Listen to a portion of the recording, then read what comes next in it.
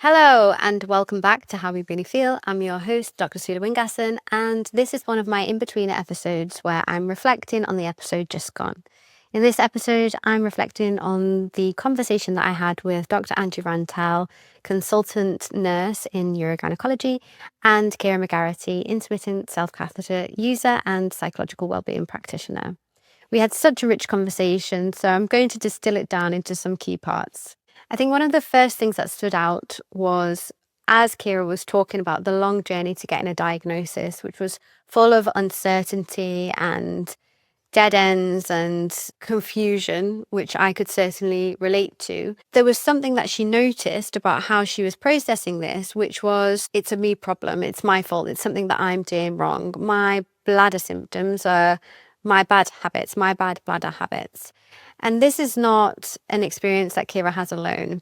So I see this a lot in lots of different ways in the people that I work with, and it comes up a lot in the research. Even when you fundamentally don't believe that's the case, this isn't my fault. These symptoms are not my fault. These are things that are happening to me and I deserve help with. Often there can be a part of you that simultaneously is wondering, fearing, questioning, actually, is this my fault? Is it a me problem? Am I doing this wrong? And the discord between the two causes quite a lot of emotional distress a lot of the time. It can increase this sense of you're warring with yourself, you're fighting back and forth, you're doubting yourself.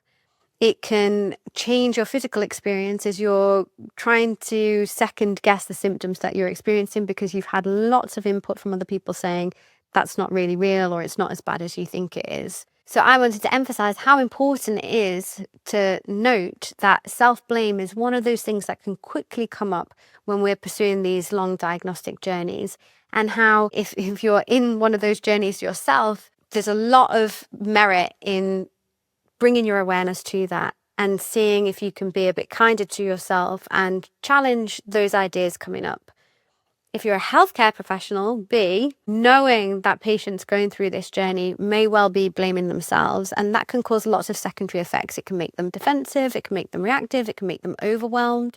And so your job as a healthcare professional is really to validate, to reassure, and to help comfort the person in front of you to really recognize this is not anything that you're doing wrong. This is a tricky situation and it's very confusing, and anybody in your situation would be finding this very difficult. Even if I don't have all the answers, there are things that we can do to try and get more clarity. In my episode with Dr. Elise Day and Julie Bond, Elise modeled this really well about how a clinician who doesn't have all the answers can still be reassuring to their patient. Secondly, and related to this first element coming up from the podcast, was something that's come up before, which is the impact of a negative test result. So many doctors and so many healthcare professionals believe that a negative test result is always good news because it means you don't have the bad thing.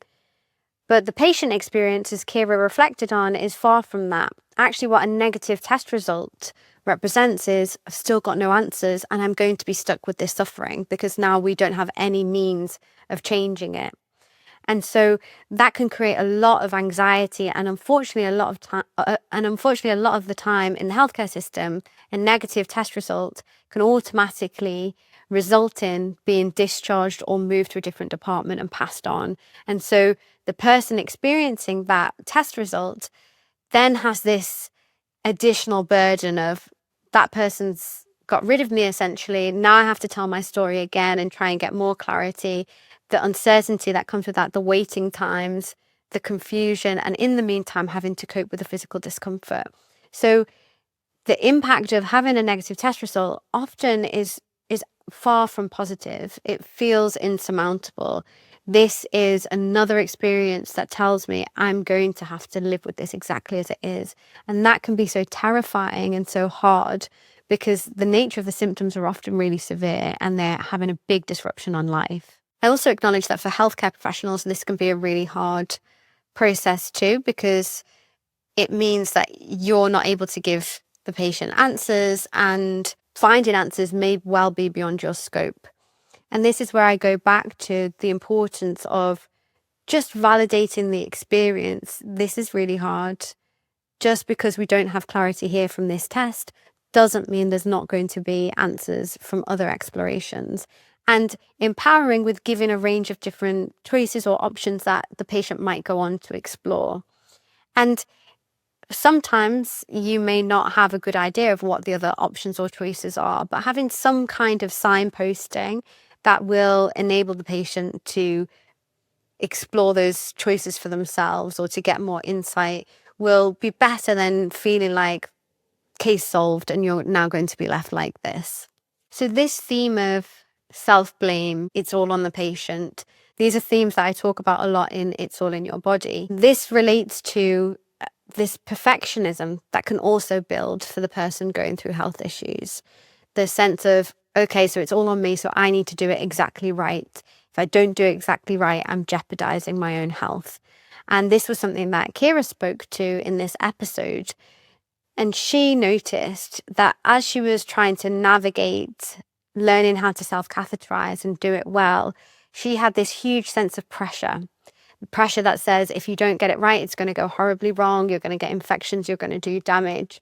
And she was noticing just how much tension was building from that sense of perfectionism or high standards or harsh expectations around how she should be proceeding.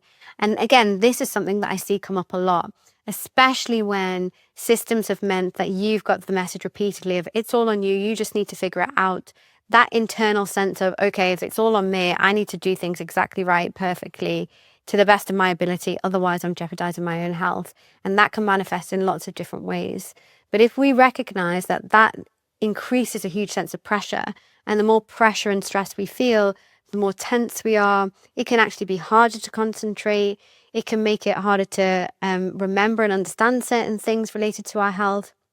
It changes how our autonomic nervous system's working, and it also can actually exacerbate pain and discomfort. So one of the things that we can do is notice this increased pressure, this sense of responsibility on our shoulders, see where we might create flexibility, but also in the moment, see how we might soften around that. So we're taking some of that stress, tension, and pressure off. In fact, Keira shared that when she started shifting from I have to do it exactly right to it's okay if it doesn't work, she noticed that she was much more able to navigate self-catheterization. And I thought this is a really powerful illustration of how important it can be to just change how we're approaching things with ourselves. We are our own worst critics. We add so much pressure to our experience. And if we can spot that and shift that, that can make such a massive difference. There were so many other elements in this conversation that came up. Angie gave us loads of wisdom about various different pelvic and bladder conditions, the process of diagnoses, what it's like to be a consultant nurse working in urogynaecology, and insights from that perspective. And Keira shared bravely her own experiences and what it's like to have to self-catheterize as a young woman and the impact of invisibility and how that changes the experience when it comes to conditions like bladder conditions and pelvic conditions. If you haven't listened, I highly recommend it. It's worth a listen. And there are lots of resources shared on the show notes homepage on the website. For now, take care. Bye. Learned something today? Your brain hasn't finished with it yet. Research shows revisiting new information is all it takes for your brain to start connecting the dots on its own. So subscribe, listen again, and let it do its thing. Thanks again to our partners at Convatec Continence Care. Don't forget to check out the resources and references linked in the show notes. If you found this episode helpful, please consider rating and reviewing the podcast. It really helps to connect the podcast with those who will benefit most from it. This podcast was produced by Maya Sounds and Music.